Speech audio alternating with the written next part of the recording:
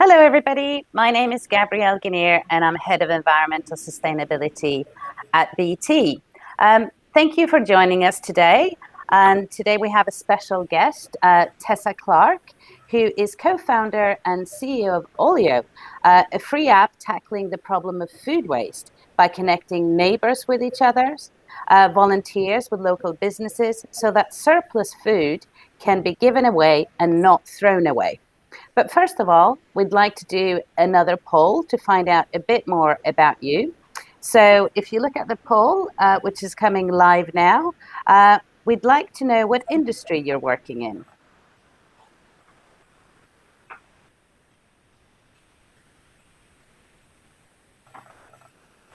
So I'll just give you a moment. So it looks like we've got a three-way tie between utilities, communication, and information technology. So if I'm just going to give a quick background about BT. So taking climate action is not something that's new for us. We've actually been doing it for almost 30 years. We set our first carbon reduction target already back in 1992. And then by 2016, we had reduced our carbon emissions by 80% already, primarily through purchasing renewable electricity. So we decided to be even more ambitious, and BT was one of the first companies in the world to set a science-based target aligned to a 1.5 degree pathway, which is the limit of global warming that science is now telling us that we need to meet. And that means that we're going to reduce our carbon emissions by another 87% by the end of March 2031 and be a net zero carbon emissions business by 2045. 2/3 of BT's end-to-end carbon emissions come from our supply chain. So it's very important for us to reach out and work with our suppliers. And I think this is a very exciting year. We have COP26 happening in Glasgow in November, which is a great opportunity for all of us to come together to celebrate successes around climate action and to be more ambitious. So to me, the key environmental challenge of 2021 is around scale. To tackle climate change, we need many more businesses, small and large, governments and citizens to take climate action, which is why we're here today. How do we get more businesses to take climate action? And Tessa Clark, again, co-founder and CEO of Olio, will present to us food for thought, putting sustainability at the heart of your business. So a bit about Tessa and Olio. Olio has grown to 4 million users in 5 years, and its impact has been widely recognized, most notably by the United Nations, who highlighted Olio as a beacon for the world, and by Vivatech, who awarded Olio Next European Unicorn. Prior to Olio, Tessa had a 15-year corporate career as digital managing director in the media, retail, and financial services sector. And she met her co-founder, Sasha, while they were studying for their MBAs at Stanford University. Tessa is passionate about the sharing economy as a solution for a sustainable world and about profit with purpose as the next business paradigm. So I'm absolutely delighted to have you with us today, Tessa. And over to you, really. Great. Well, really, really nice to be with you all today. So I'm going to talk through 3 things. I'm going to share with you the Olio journey from a proof of concept via WhatsApp to now a global movement of over 4 million people. I'm going to touch briefly on why sustainability is important. And then I'm going to close out with some suggestions as to what you can do to make sure that sustainability is really embedded into your business. So the Olio story starts here. This is my parents' farm in North Yorkshire, in the northeast of the UK. And I grew up sort of from a very, very young age, appreciating just how much hard work goes into producing the food that we all eat every day, because my parents had no qualms whatsoever with the concept of child labour.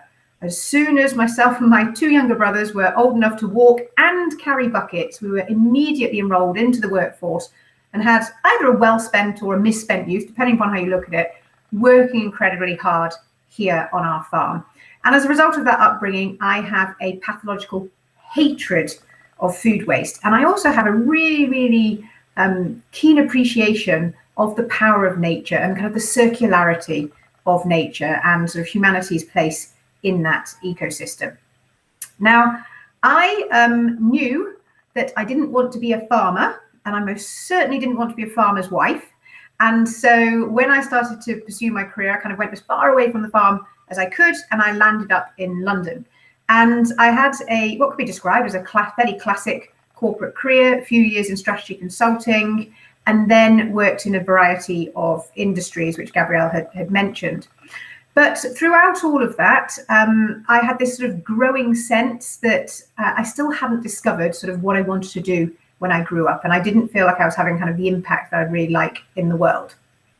And that all changed, though, through a seemingly inconsequential moment in my life 6 years ago. So I was living and working in Geneva and moving back to the UK. And on moving day, the removal men said to me that I had to throw away all of our uneaten food. Now, clearly, that is something that I was not prepared to do. So much to their irritation, I stopped packing and instead bundled up my newborn baby and my toddler, and I set out onto the streets, clutching this food, hoping to find someone to give it to.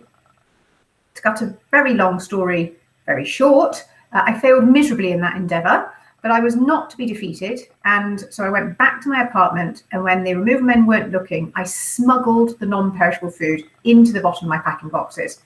And I can remember that moment so vividly, thinking, what I am doing is probably performing a criminal offence. But to me, putting perfectly good food in the bin feels even more criminal, especially when I know that there is someone probably less than 100 meters away from me who would love this. The problem is they just don't know about it. And I've spent the previous 10 years or so working in the world of digital. I knew there's an app for everything. And I couldn't believe there wasn't a simple app where I could just advertise my food to a neighbour and they could pop round and pick it up.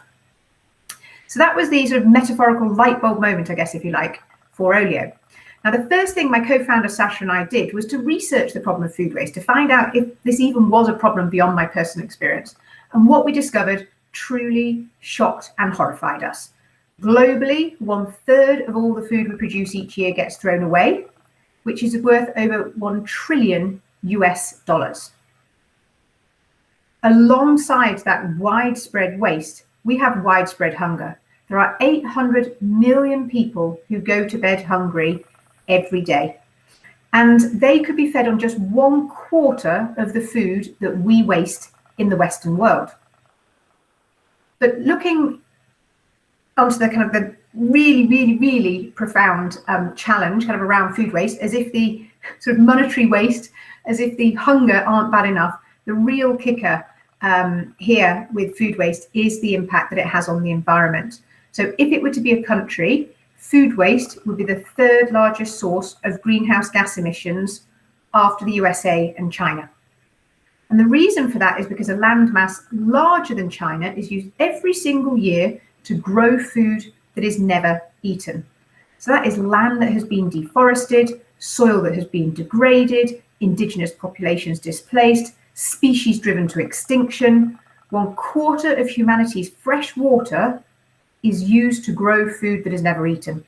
And then that food goes on this enormously long carbon and resource intensive supply chain. And then when 1/3 of it ends up being thrown away, unfortunately, the majority of it ending up in landfill, when food decomposes without access to oxygen, it creates methane, which is 25 times more deadly than CO2. And so that's why, if it were to be a country, food waste would be the 3rd largest source of greenhouse gas emissions after the USA and China. Now, I'm aware that sort of what I've shared with you is all a bit grim, and I promise the presentation does get more uplifting, but we're going to stay grim for a little bit longer, unfortunately. So that's sort of the position where we are at today. However, as we look to the future, we have another 2.2 billion people joining our planet by 2050. In order to feed all of us, the FAO predicts that we will need to increase our global food production by 50%. And today we have absolutely no idea how we are going to achieve that. So we are on the cusp of pivoting from living in a world which is currently awash with food, there's far too much food for us all right now, to potentially living in a world in which there is no longer enough food for us all. And perhaps one of the most surprising things Sasha and I discovered on this sort of voyage of research into the world of food waste was that in a country such as the UK, half of all food waste takes place in the home. That's because we have 28 million households that are each throwing away roughly 20% of the weekly shop.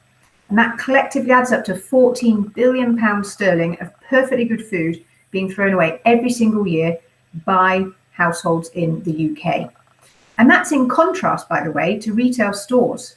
Retail stores are only generating 2% of all food waste.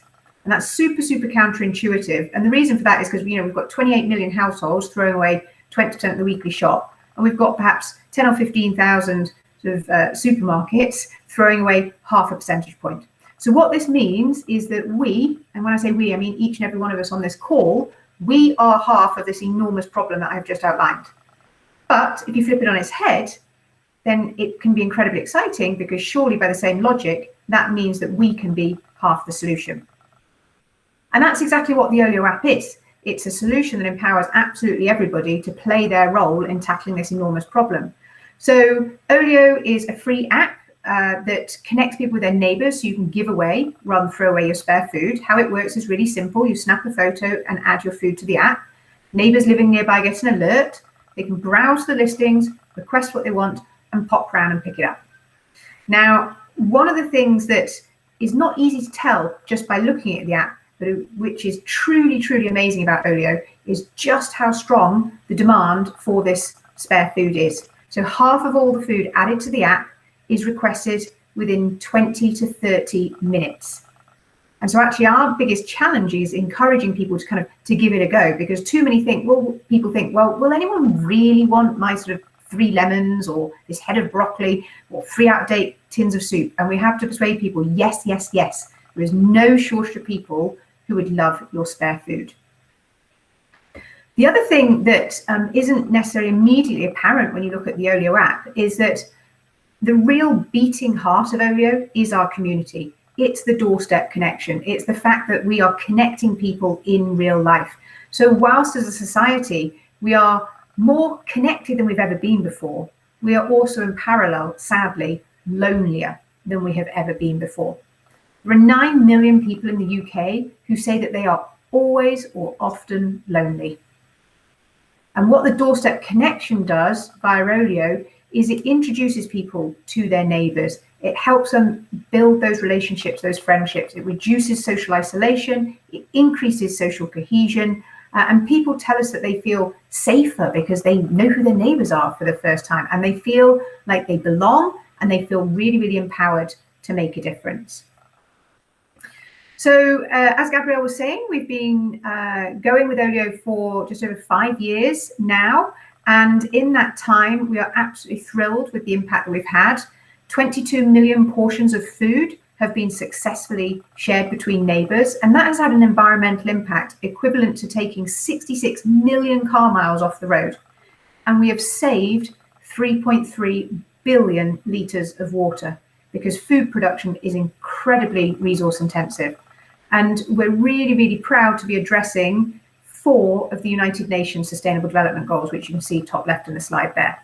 But what's most exciting about this slide is the fact that we're currently doing 0.01% of our full potential, and we've already had this impact. We couldn't have achieved any of this were it not thanks to our 50,000 and counting ambassadors. So these are people who are passionate about our mission. They want to be able to use Olio in their local community. And we give people posters and letters and flyers and content that they can share online to help spread the word about Olio in their local community. And it's as a result of these people that we have seen food and other household items. So you can use Olio to give away books, clothes, toys, toiletries, cleaning products, light bulbs, stuff you don't want to sell, you don't want to ship halfway across the country, you just want gone. And it's thanks to these people that we have seen Olio being successfully used to give items away in 59 countries so far. Another equally important part of our community are our food waste heroes. So we now have approximately 30,000 food waste heroes. These are trained volunteers who we've recruited from our local community. We match them up with their nearest store, or perhaps corporate canteen, or perhaps event. And once they've had their training, then we match people, as I say, with their local location, and then you can book a collection slot. And on your allotted time and day, you pop out of your house across the road. You go pick up all of the unsold or unserved food. You take it home, you add it to the app. Within minutes, your neighbour's requesting it, and minutes later, they're popping around and picking it up. And so what that does is it takes that food from having been considered a waste stream in that store or perhaps that corporate canteen to instead, on average, 2 hours later, fully redistributed into multiple homes in the local community. So that food is being eaten, not thrown away. And so as we look to the future, our ambition for Olio is an unashamedly big and bold one. We want 1 billion Olioers by 2030. And the reason for that is really simple, really straightforward. If humanity is to stand any chance whatsoever of mitigating the worst effects of the climate crisis, then this is what we have to achieve. Because reducing food waste has recently been identified by Project Drawdown, which is a collaborative piece of research of hundreds of the world's leading climate change scientists, as the #1 most powerful lever in the fight against the climate crisis, coming above electric cars, above solar power, and above a plant-based diet. So I just want to switch gears now very quickly. So that's sort of a whirlwind tour of the Olio journey to date. Let's now talk about why is sustainability important. So I believe that humanity is at an existential moment, and we are facing not one, not two, but three existential crises. The first is the climate crisis.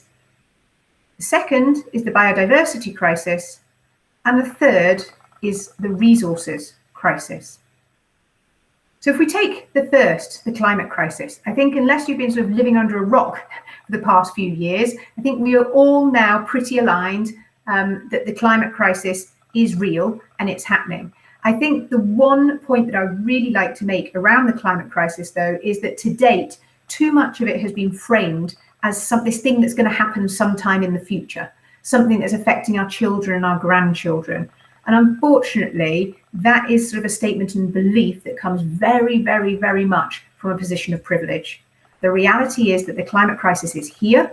It is already wreaking havoc on millions of people's lives. And it's really, really important that we understand that. The second crisis that I mentioned, which is equally existential for humanity, is the biodiversity crisis. And you can see here just a selection of headlines about the impact that humanity and our behavior and our actions has had on the natural world. Now, it's very easy to think, well, what's the big deal? You know, we've killed off a bunch of insects or, you know, removed some species. It's a really, really, really big deal because we rely upon the natural world to give us clean water, to give us fresh air, to give us the food that we require to survive. Quite literally, our survival is inextricably linked with the biodiversity crisis. But it's probably the third crisis that you might have heard least about. That's the resource depletion crisis. And that crisis is best exemplified by the concept of Earth Overshoot Day. Now, I don't know if you've heard of this or not, but Earth Overshoot Day is the day in the year in which humanity has used all the resources that the Earth can replenish in a year. Back in 1969, when it was first measured, Earth Overshoot Day was the 31st of December. And so what that means is that humanity used in a year what the Earth could replenish in a year. We were living in equilibrium with the planet. Fast forward to last year. Earth Overshoot Day was the 22nd of August. Now, what that means is that every single thing that every single one of us 7.5 billion people consumed after the 22nd of August was net depletive to the planet. Another way of cutting that data is to say, how many Earths would we need if the whole world lived like a typical American? And the answer is 5. Can't get too smug here in the UK. We would need 3 planets if the whole world were to live our lifestyles. And collectively, we're living as if we have 1.75 planets. We're on track by 2030, collectively, to be living as if we have 3 planets, and by 2050, to be collectively living as if we have 5 planets. Now, I have a 6-year-old and an 8-year-old child. Even they can figure out that this is wildly unsustainable. So, what can you do about this? The first thing that I would really recommend to anybody is to learn a bit more about this space. These 2 books that I highly recommend on the left, Naomi Klein's book and Paul Gilding's book, and I also highly recommend these 2 documentaries on the right. Once you have absorbed more information about our truth, our reality, you will not fail to have enormous fire in your belly, and that will give you the conviction and the passion and the determination to take action. The second thing I would recommend for all of you is to make sustainability a top 3 business priority. Not a top 10 priority, not a top 5 priority, a top 3 priority. This is an existential crisis for humanity, and it is really important that we each stand up, be counted, and play our role. And by making something a top 3 priority, that is going to ensure that it's going to get the attention that it needs and the action that it requires. The next thing that I would recommend, if you have sort of company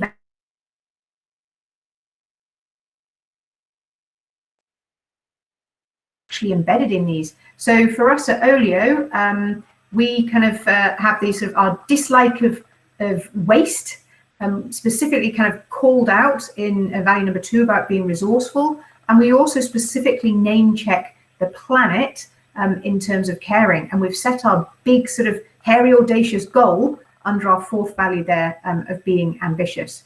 So really recommend revisiting your company values, because they guide sort of what you do and how you do it. And it's really important. If you want to embed sustainability, it has to start with your values.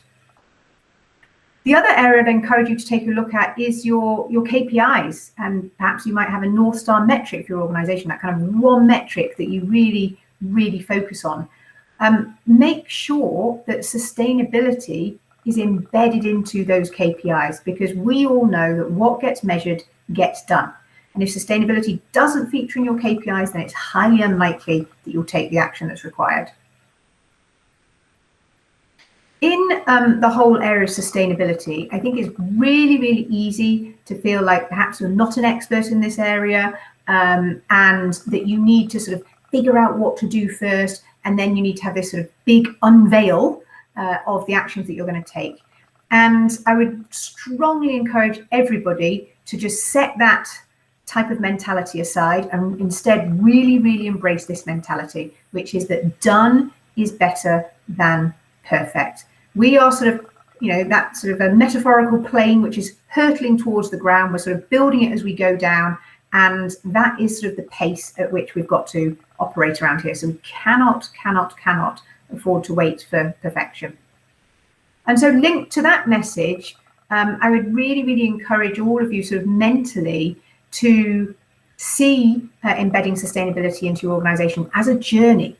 Sort of cut yourself some slack to a certain extent, kind of start at the beginning, take baby steps, recognize that it's a journey, recognize that some things are going to be easier and some things are going to be really hard.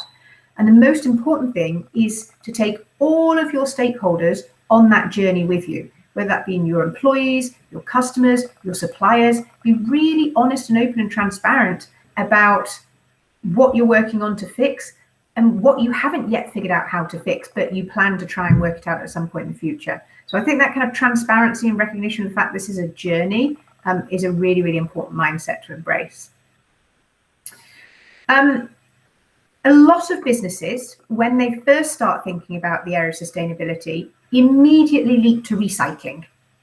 And I just wanted to kind of share with you here something that's called the waste reduction hierarchy, and you can find it in Bayard Johnson's amazing book called The Zero Waste Home. And essentially, as I've already kind of pointed out, we have this sort of resource depletion consumption crisis, and we have therefore got to kind of address our consumption and our resource utilization in a much more profound way. We are absolutely not going to be able to recycle our way out of this mess.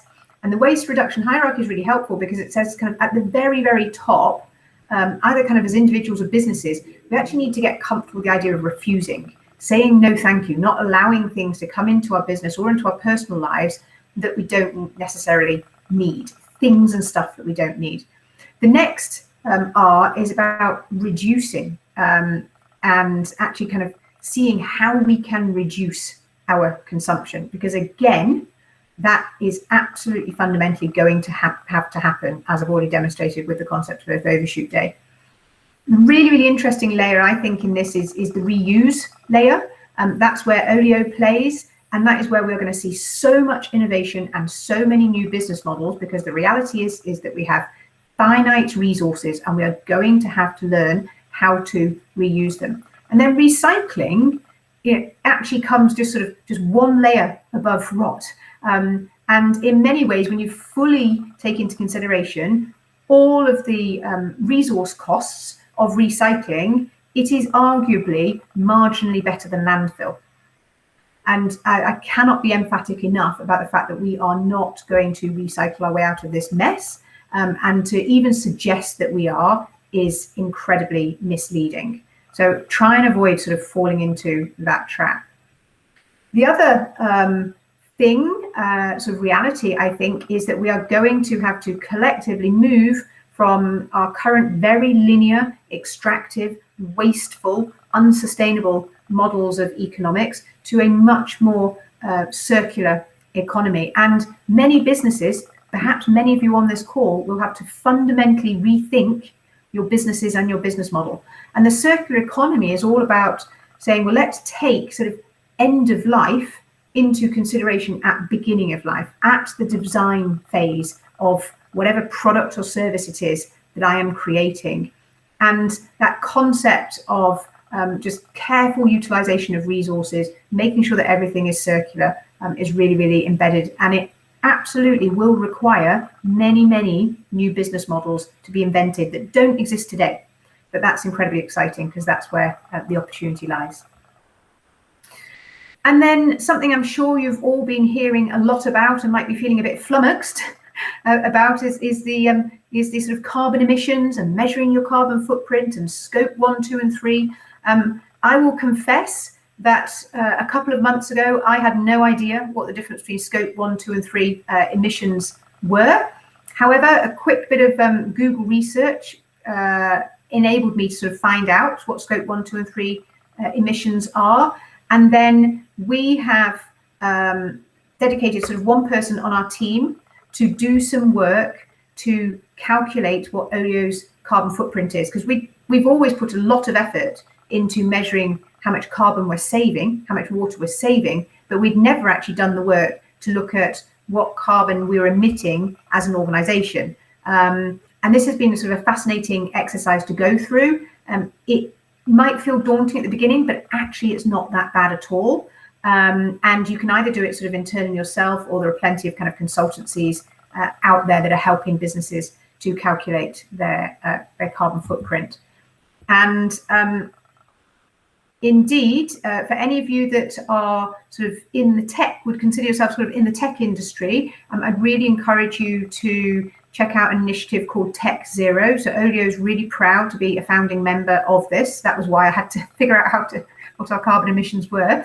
And Tech Zero has launched very recently, and it has built up in particular, I think, a very useful toolkit for organizations to help them kind of on that journey towards net zero, and really kind of handhold you through the process that we have just been through of sort of calculating your carbon emissions and then setting yourself sort of ambitious deadlines for getting to net zero.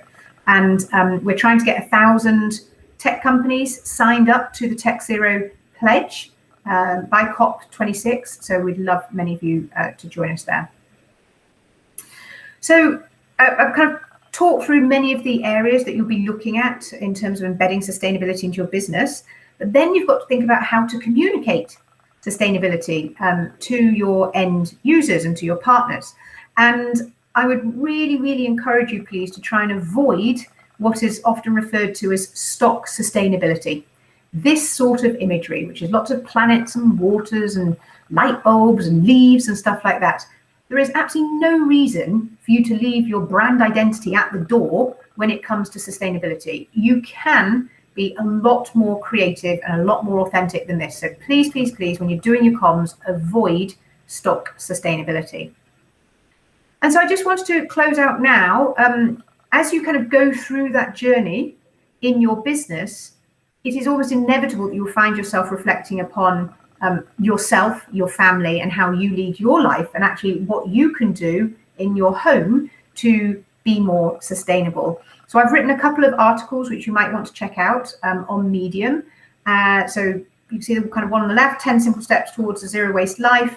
And then the one on the right is sort of the result of probably a 4-year journey now that I've been with with my family, and just literally kind of item by item by item by item in our home, just kind of swapping out for the sustainable and less wasteful alternative. And if you just kind of want to get straight to the good stuff, then do check that out. And so to close up now, it is a journey, and at the beginning of the journey, it's very, very easy to feel overwhelmed. And I'd encourage you to take inspiration from the words of Dr. Jane Goodall. Certainly I do, and everyone at the Olio team does as well. She said, "I like to envision the whole world as a jigsaw puzzle. If you look at the whole picture, it is overwhelming and terrifying. But if you work on your little part of the jigsaw and know that people all over the world are working on their little bits, then that's what will give you hope." Thank you.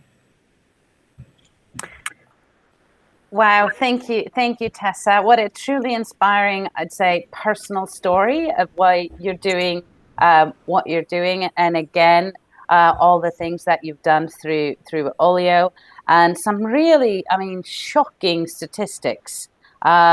Really, kind of blows your mind. And the thing about, what graphics to use, the globe and the hands and the leaves, it just made me laugh. I know at BT, we certainly were using all of those on all my PowerPoint presentations about 10 years ago. So hopefully, yes, we're going to move on from that.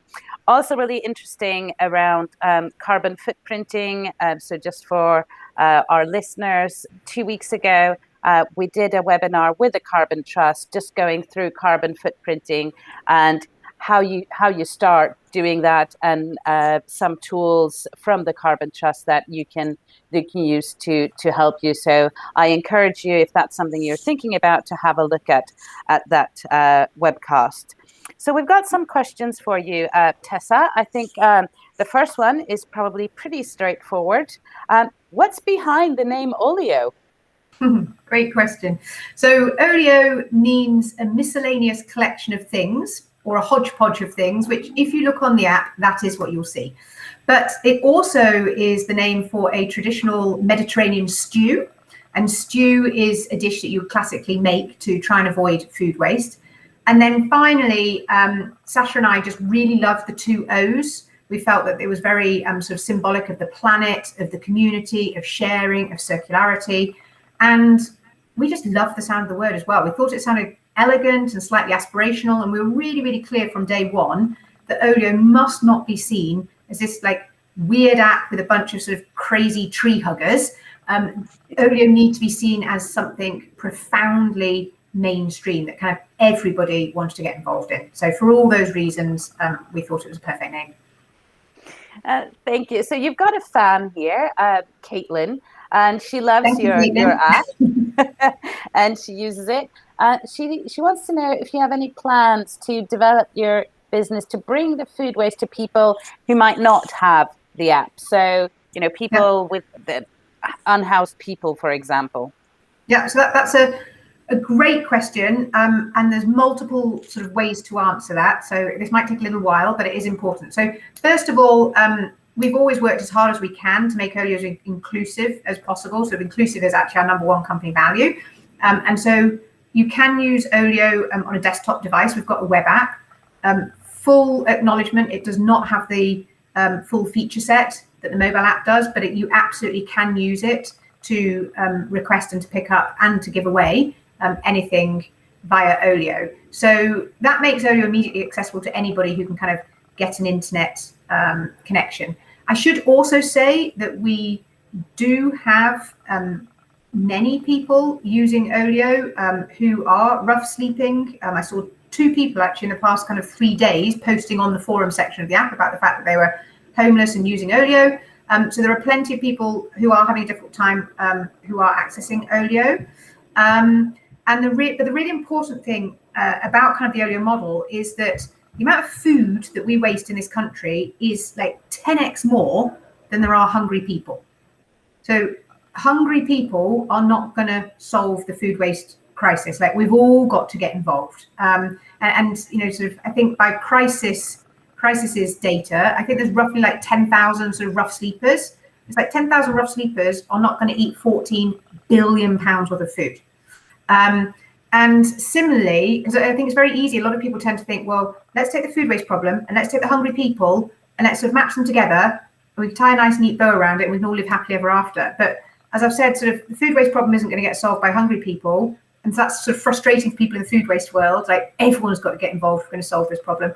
And equally, for the people who are living in the world of food poverty, random handouts of food waste is not the solution to food poverty. We need a proper, you know, living wage. We need proper access to social services. You know, there are so many other things that need to be sorted out to solve the food poverty problem. But as I said, there are people using the Olio app who are having a really tough time. And what they love about Olio is the fact that it's free to use, it's free to download, and there is no stigma associated with it. They don't have to go to their GP to get a chit. There aren't any quotas. They're just like anybody else. And that for me is really important. And that's why we position Olio, you know, our mission is solving the problem of food waste. We are not, you know, kind of a digital food bank. The minute we were to position ourselves as a digital food bank, people wouldn't want to use us. And so it's really, really important. Olio is for everybody. This is modern, sustainable, everyday community living. So I told you that would be a long answer, but it's an important question. Yeah, no, definitely. So a lot of it is obviously about connecting. You know, people who have the food don't want it to go to waste, so you connect them and they can give it to someone else. So obviously we've had COVID. So how has that affected your work? Massively, in a nutshell. So when the first lockdown happened, it was deeply unclear whether a neighbour-to-neighbour food sharing app could continue to exist, to be honest. But Sasha and I kind of did a couple of things. One, we listened to our community, and they told us in no uncertain terms that we actually had a responsibility to keep operating through COVID.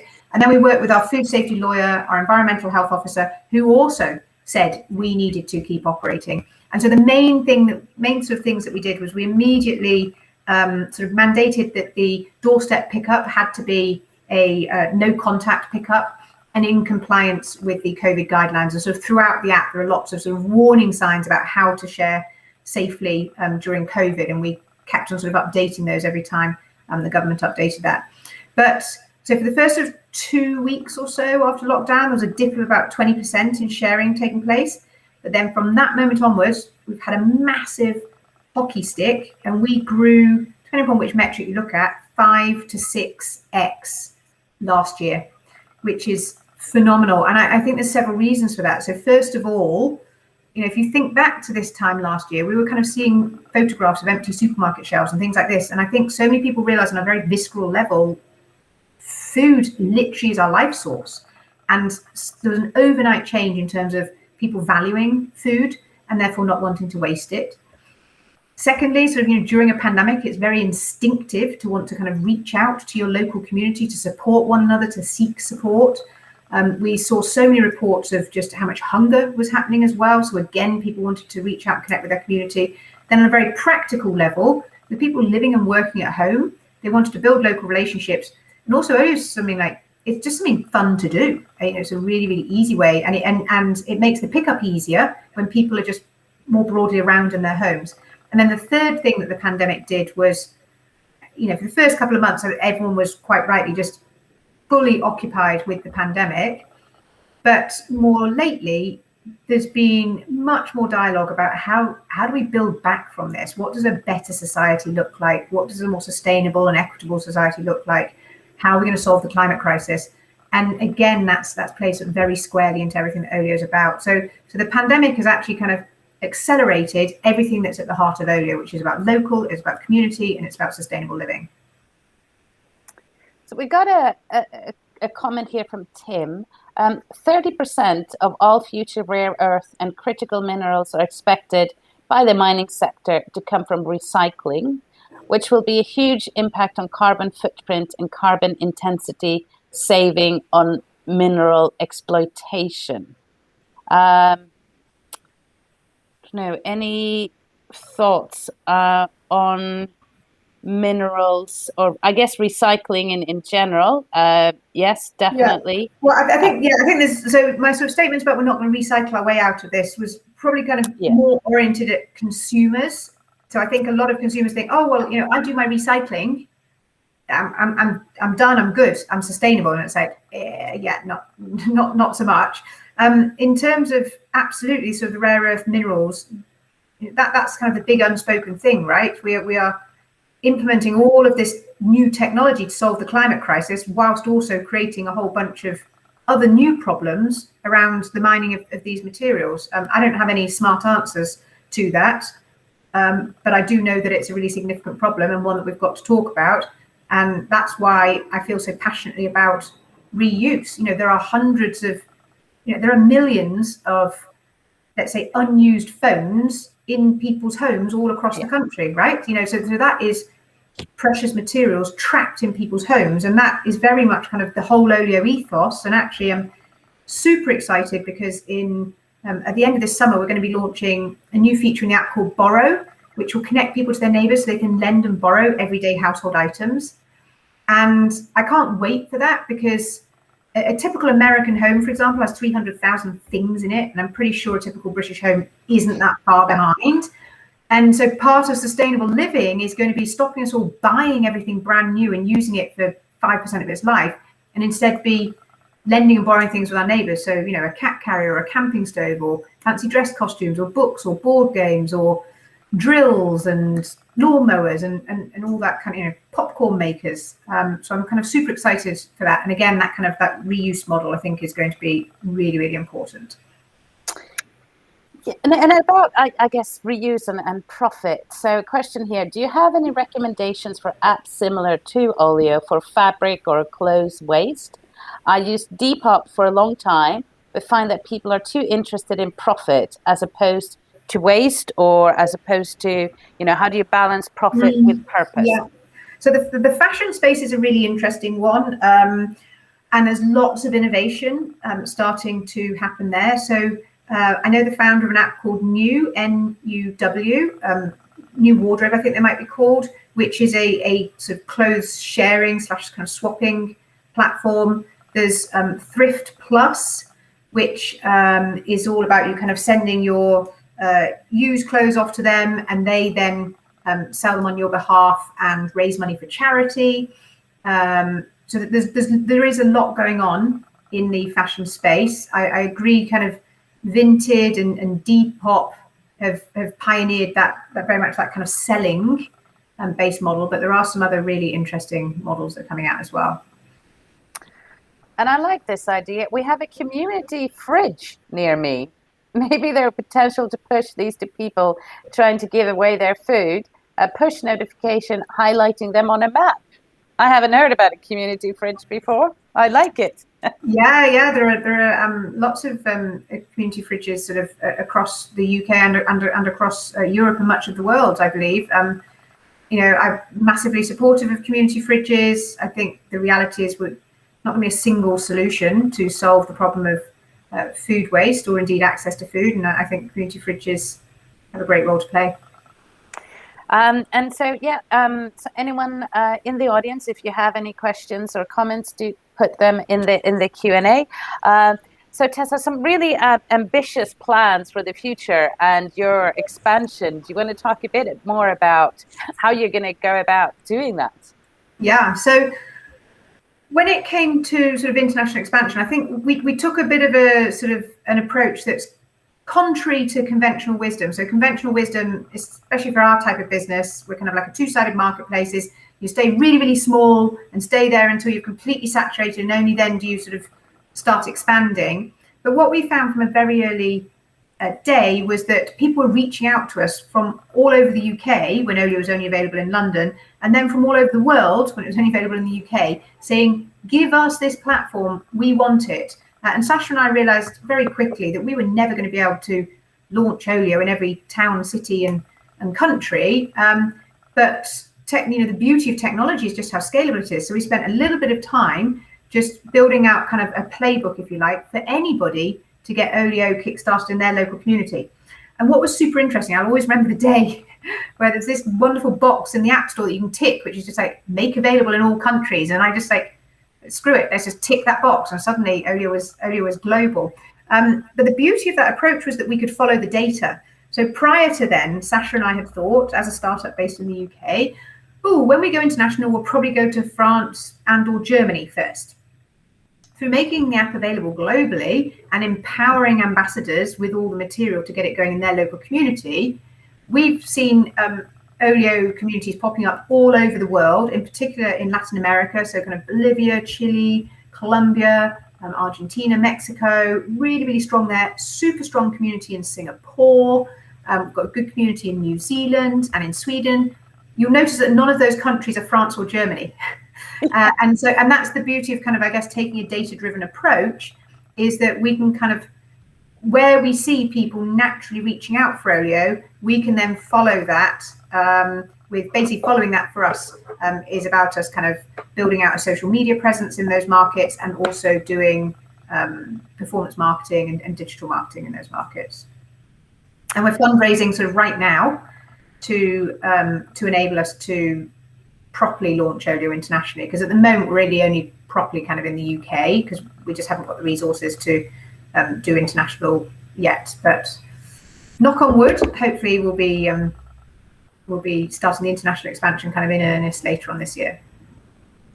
So I think this has been an absolutely amazing story about following something that you personally feel passionate about, having, making that a reality through starting Olio and seeing it grow, seeing it succeed, tackling one of the biggest problems that we are facing at the moment. So truly inspiring. I guess in closing, what would your, in summary, your advice to other businesses, other small businesses at the moment thinking about sustainability, what would your advice be to them?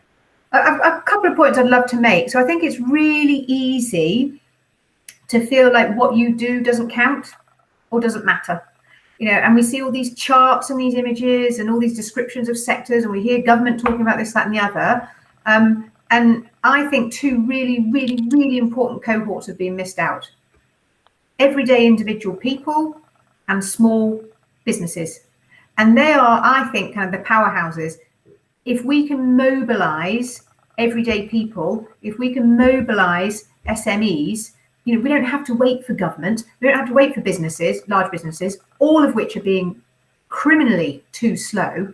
We can actually sort of take the power into our own hands and we can drive the change. So I'd really, really encourage everybody to, what you do counts.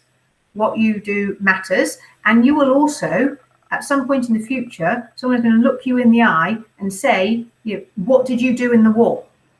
How did you stand up? How did you make a difference? And I really encourage you to take action now so that you can, sort of respond in a way that you'll feel proud about in the future.